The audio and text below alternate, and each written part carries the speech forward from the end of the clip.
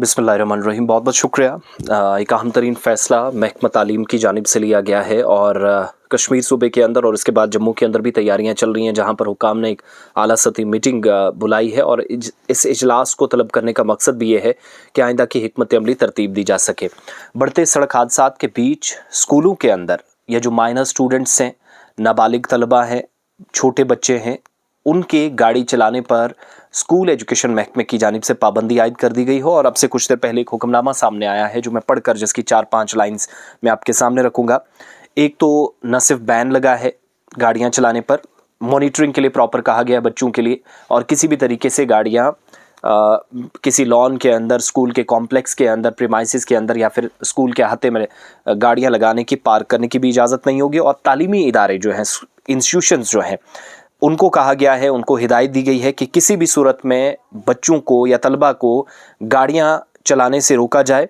Motorcycle हो, 4 पहिया गाड़ियां हों, 2 व्हीलर्स हों, 4 व्हीलर्स हों, इदारों में दाखिल होने की उनको इजाज़त नहीं दी जाएगी।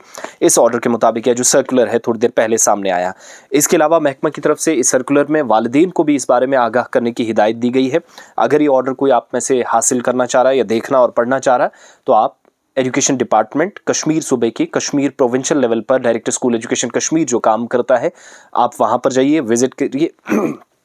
डायरेक्टर स्कूल एजुकेशन कश्मीर की ऑफिशियल वेबसाइट पर भी ये इस वक्त अवेलेबल है।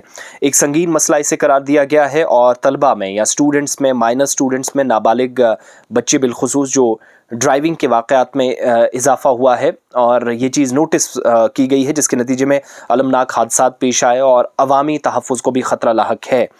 तमाम स्कूलों, निजी इदारों यानी जो प्राइवेट इंस्टीट्यूशंस हैं, वो भी कोचिंग सेंटर्स, गवर्नमेंट स्कूल्स सख्त निगरानी करेंगे और इस बात को यकीनी बनाएंगे कि कोई भी नाबालिग बच्चा या स्टूडेंट या माइनर स्टूडेंट गाड़ी ना चलाए, और अगर कोई गाड़ी लाता है तो स्कूल में दाखिले की इजाज़त नहीं दी जाएगी, ना बच्चे को और ना गाड़ी को, दोनों पर पाबंदी होगी। इस सर्कुलर के मुताबिक गाड़ियों के ज़रिए स्कूलों या कोचिंग सेंटर्स पर आने वाले जो स्टूडेंट्स हैं, किसी भी हालत में यानी जो मैंने कहा कि गाड़ियां तो बाहर भी पार्क नहीं करने दी जाएंगी, खुद भी उन पर पाबंदी रहेगी। एक तो ये कहा गया है कि वालिदैन को भी फौरी तौर पर बता दिया जाए कि आपके बच्चे को स्कूल के अंदर एंट्री नहीं मिलेगी अगर वो कोई गाड़ी लेकर आया है।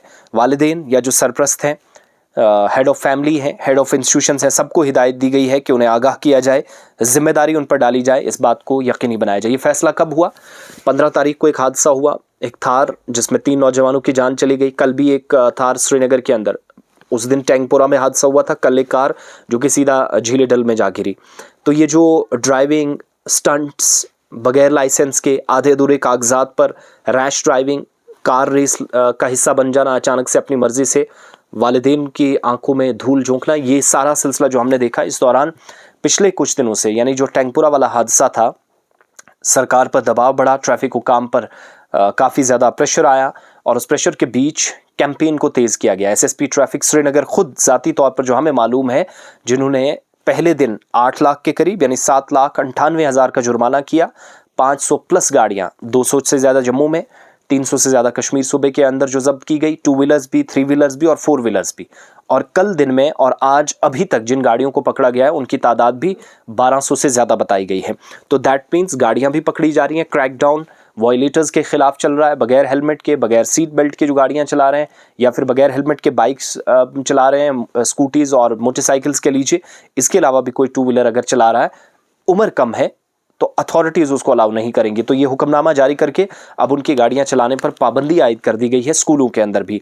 तो अपने बच्चों को समझाएं कि ना आपकी गाड़ी और गाड़ी के साथ बच्चा भी, ट्रैफिक हुकाम तो बाहर पकड़ेगी लेकिन स्कूल के अंदर भी उसको दाखिले की इजाज़त नहीं होगी, चाहे वो कोचिंग सेंटर हो, गवर्नमेंट स्कूल हो, प्राइवेट स्कूल्स हो।